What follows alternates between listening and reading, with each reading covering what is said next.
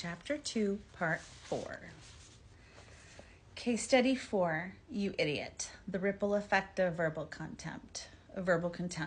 Leon, a middle-aged father, never saw himself as angry or cruel. He was proud, hardworking, and honest, but he had a problem with how he spoke when frustrated, especially with his teenage son, Devin. When Devin forgot to take out the trash or missed a homework deadline, Leon's response was often the same. You idiot, what's wrong with you?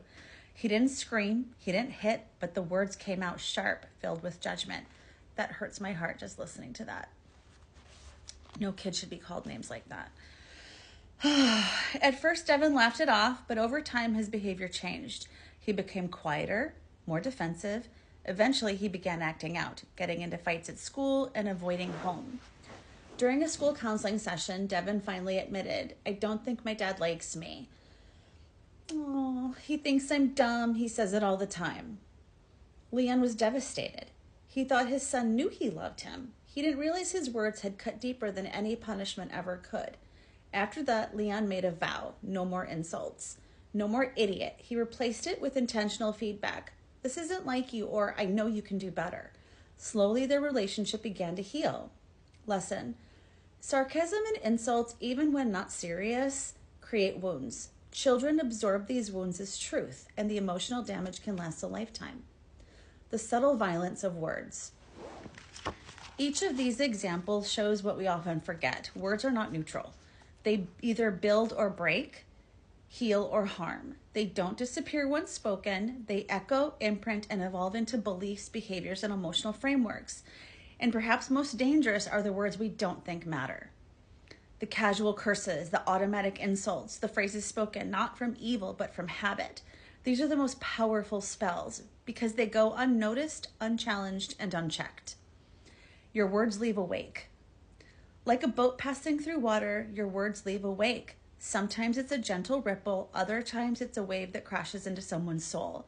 The question is not whether your words have impact. The question is what kind of impact are they having? This is not about expressing anger, pain, or frustration. It's about remembering that your words are tools, instruments, spells. Use them with care, use them with intention, and when you speak, especially in difficult moments, speak as if your words matter, because they do.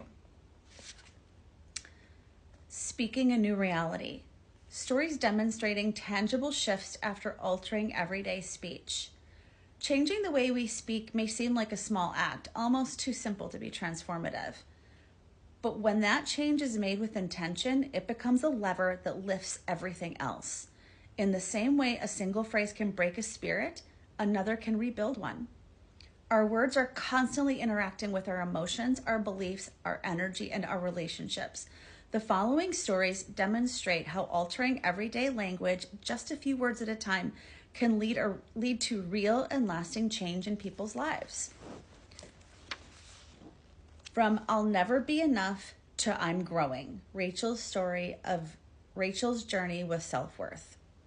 Rachel, a 36-year-old nurse, had been struggling with low self-esteem for most of her life.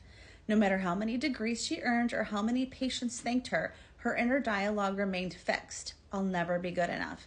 This is something that so many people deal with, the not good enough in the back of their mind.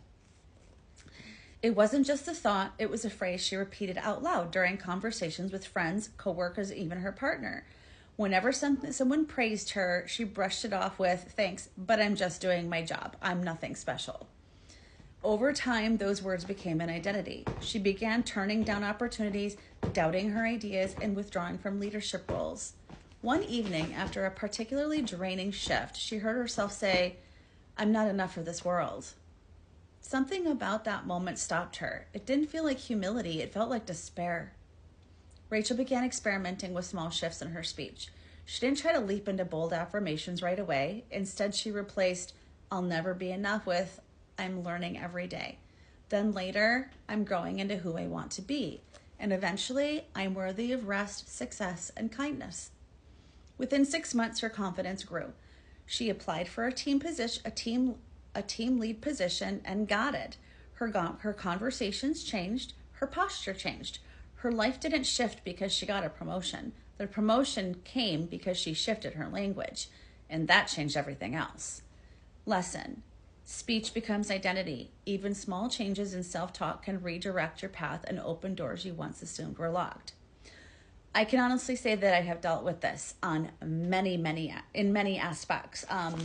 It can also be called like imposter syndrome, and you don't want to talk too greatly about yourself because you don't want to sound conceited or full of yourself or whatever. So it's like, oh, I'm not, no, anybody would do that. Da da da. And it is a self-fulfilling prophecy. It's like when you start to change how you speak, it can sound fake at first. It can feel fake. But we've been trained. We've been trained our entire lives how to speak.